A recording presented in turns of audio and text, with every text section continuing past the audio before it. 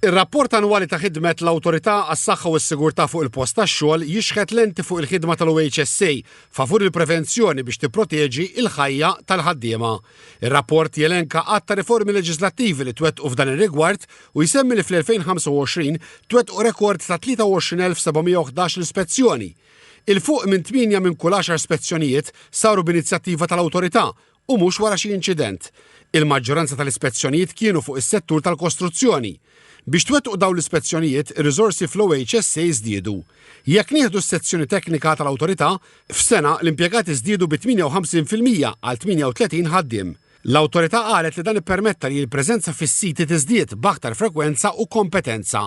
L-Awtorità interpretat bħala sinjal qawwi ta' fiduċja fiha u li aktar ħaddiem qegħdin jarfu d-drittijiet tagħhom iż-żieda ta' 188% fit-telefonati fuq il-helpline 138. Mir-rapport ta' ħidmet l-Awtorità għas-sena l-oħra joħroġ l-OHSA inawgurat ċentru ta' taħriġ biex issaħħaħ il-kompetenza nazzjonali fis-saħħa u s-sigurtà fuq il-post tax-xogħol u minn sena ilu għandha preżenza permanenti f'Għawdex b'uffiċċju fil-Gżira u b'hekk żgurat l-istess protezzjoni u servizzi għal ħaddiema Għawċin bħal dawk ta' Malta.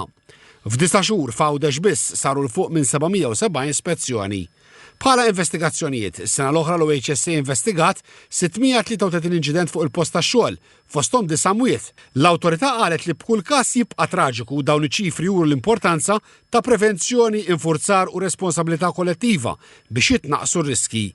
Il-kap eżekuttiv tal-OHSA, Josiane Kutajjar, irrimarkat li fl-aħħar sena l-operat tal-Awtorità sar aktar proattiv, b'riżorsa umana akbar u aktar proattiva. Dan wassal għal diversi riżultati pożittivi, fosthom li ilħaqna iżjed postijiet tax-xogħol, rajna wkoll iżjed konformità ma' dawk li huma regolamenti tas-saħħa u sigurtà u fuq kollox filwaqt li n-numru ta' ħaddiema ġo Malta żdied matul l-aħħar sena, fatwalment in-numru ta' aċċidenti fuq il-post tax-xogħol naqsu. Il-Ministru għall-Ġustizzja u r-Riforma tal-Kostruzzjoni, Jonathan Attard, fakkar li l-kisbiet tas-sena l-oħra saru f'mument meta daħlet fis-seħħ liġi ġdida tal-OHSA.